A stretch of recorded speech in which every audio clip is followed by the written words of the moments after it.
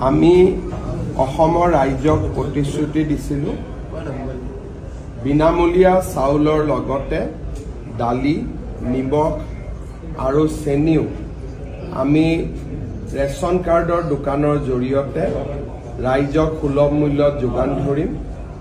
আজি আমি সেই যিটো আমাৰ আঁচনি আমি বাজেটত ঘোষণা কৰিছিলোঁ সেই সুন্দৰ আঁচনিটো আজিৰ পৰা আমি আৰম্ভ কৰিবলৈ সক্ষম হৈছোঁ।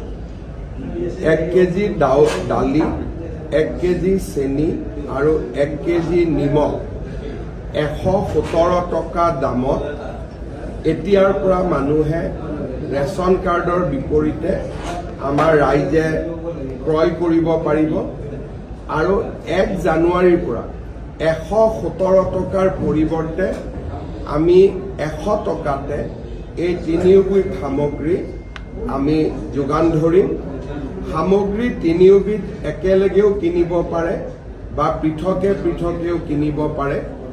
অসমৰ 70 লাখ পৰিয়ালে এই আঁচনিটোৰ পৰা উপকৃত হ'ব আৰু ইয়াত কোনো সিলেকশ্যন ক্ৰাইটেৰিয়া নাই।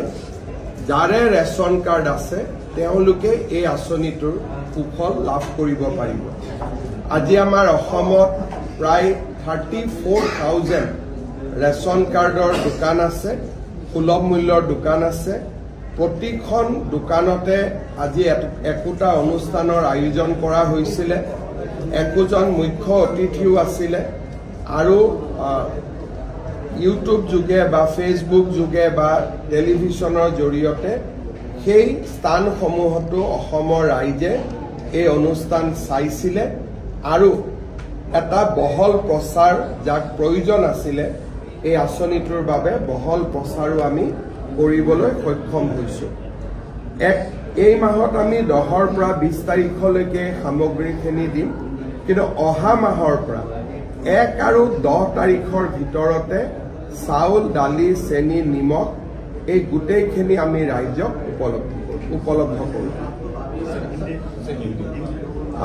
आज से हमारे जो असम का फेयर प्राइस शॉप्स है, ये फेयर प्राइस शॉप का माध्यम से हम असम के 70 लाख परिवारों को 1 केजी दाल 1 केजी चीनी 1 केजी नमक हम बहुत ही कम दाम में देने का काम करूंगा। लगभग 100 रुपया में ये तीनों दाल चीनी और नमक लोग खरीद पाएगा। असम में पहला बार ऐसा स्कीम हुआ है। मैं असम वासियों को धन्यवाद देता हूँ। 1 केजी को 1 केजी दाली 1 केजी चेनी और 1 केजी निमख पाओ। मिठातेल आमी इलेक्शनर पिছত दिम। 1 लिटार करी आमी मिठातेल दिम। সবেইতো লৈ আছে, ৰাইজেতো লৈ আছে, ৰাইজেতো আপোনালোকক একো গুৰুত্বই নিদিয়ে। বিৰোধী নহয়, বিৰোধীটো তলত আপোনালোকে মানুহৰ পৰা জোৰ কৰি ইণ্টাৰভিউ লয়। মই যে আপোনালোকক ইমানেই গুৰুত্ব নিদিয়ে এইটোতো মই প্ৰথমবাৰ দেখা পাইছো। কাৰণ বিশেষকৈ ইমান প্ৰচাৰ কৰি আছে কিন্তু এজনেও অৰুণোদয় এৰা নাই, এজনেও চাউল এৰা নাই।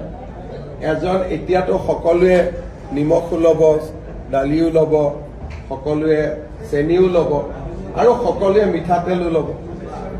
মইতো দেখা পাইছো যে ইয়াত সাংবাদিকৰ ক্ৰেডিবিলিটিৰ ওপৰত এটা প্ৰশ্ন আহি গৈছে যে আপোনালোকৰ কথা ৰাইজে কিয় নামানে। অলপ চলপটো মানিব লাগে। এজনেও অৰুণোদয় এৰা নাই। যোৱা 2 মাহ আপোনালোকৰ ইমান প্ৰচেষ্টা হ'ল কিন্তু এজনেও অৰুণোদয় এৰা নাই।